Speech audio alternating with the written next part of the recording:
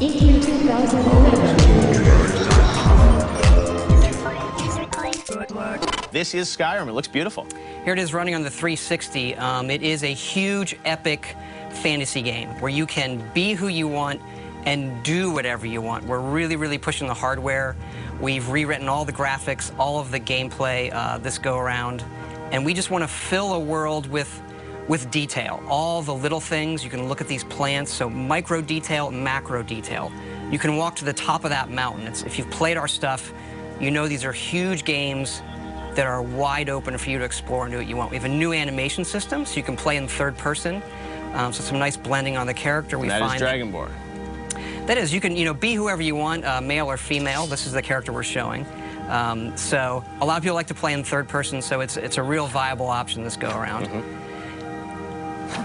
As you, I mean, you've got wildlife. You've got, I mean, the world is really alive. Really, really alive. That's what we push for. And it's you are who you play. The right trigger does your right hand. The left trigger does your left hand. And so, as opposed to picking a character, you just be who you want, do what you want. So now I'm kind of being a battle mage, where the left trigger is casting this healing spell, and I can put that in any hand if I want. So right trigger, and then left trigger. Wield spells, and then you power up. What's cool is if you pull both triggers at the same time, you get a more powerful version of that spell. Now we're headed up high up into the mountains where it gets snowy to this Nordic ruin. This is one of our over 150 dungeons that we have in the game, and the ancient Nords used to worship dragons. So here we are inside the dungeon with our bow. We do have a lot of cool stealth gameplay as well. So we really want to pay off on all of those different styles of gameplay, whether it's stealth, melee, magic. As this person is switching between first and, or in this playthrough first and third, do you think a lot of people are going to play it that way, or? You know, I prefer first person myself, but I notice a lot of people just like to run around in third person. You can also dual wield swords. Okay, wow. Actually, you can dual wield any one-handed weapons. And you'll see me use a shout here. It's one of our magic powers you can do. There are a lot of shouts throughout the game, right? These dragon shouts?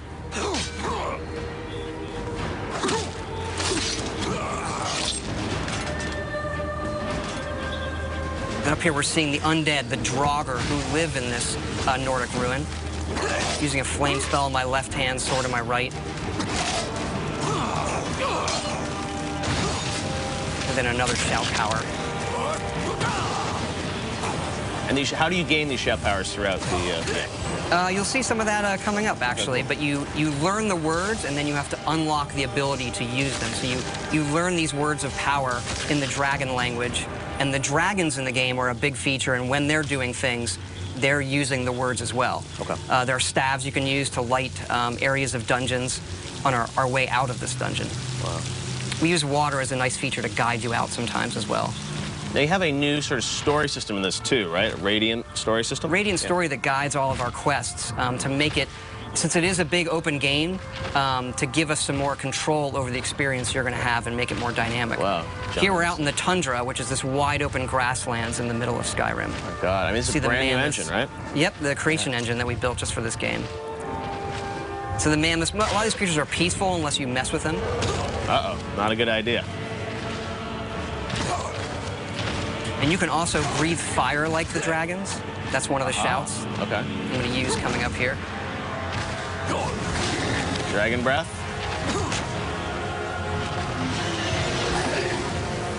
Aha.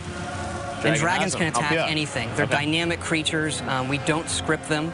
So when we're playing the game, we don't know what they're going to do often. They are these big boss fights that are dynamic and interesting in ways that, we've never experienced in a game before.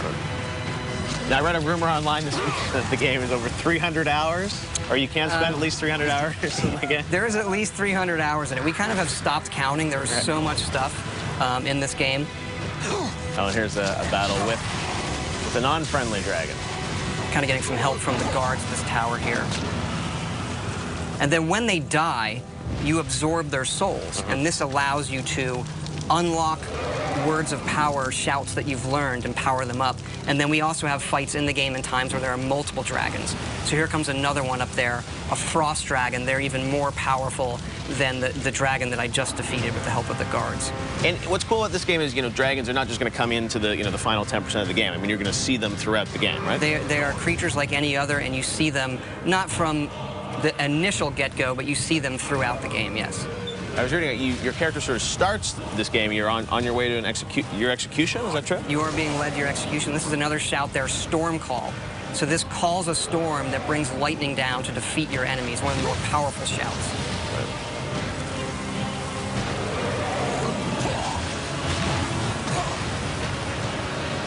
And then once the dragons get hurt enough, they can't fly, and they'll either land or they'll crash. And how will your relationship with these dragons change throughout the game? I mean, obviously, there's some that will be friendly to you. I don't want to quite spoil it yet, but they all aren't out to destroy the world. And why they're back and what they want is part of the mystery of the main quest in the game that you're going to uncover. Wow, very cool. Justine, are there any questions from fans for Todd? I have a question here from Jerry V on Facebook. Says, love the guilds in Oblivion. I wonder if the factions are going to return. Do you think it'll happen? We do have factions returning. Our three main factions are the College of Winterhold, which is like for the mages, the Companions, which is our warrior guild, and then the Thieves Guild, of course. Right. Very cool. And there's the beautiful Skyrim logo, and the date we know is going to be 11/11/11, which is coming out in November. Very cool. Justine, any more questions? Let's see, Player22 on Twitter says, loving the new engine. Can't wait to see more. Curious with how many environments they will have in Skyrim. There's a lot. It's another thing where we stopped counting. I mean, we have 7 major different regions in the game. You've seen some of that where we get into snowy mountains and pine forests and fall forests, that open tundra, lots of different dungeon types. I mean, we go at this each time trying to make the biggest, craziest role-playing game we possibly can and let people just do whatever they want.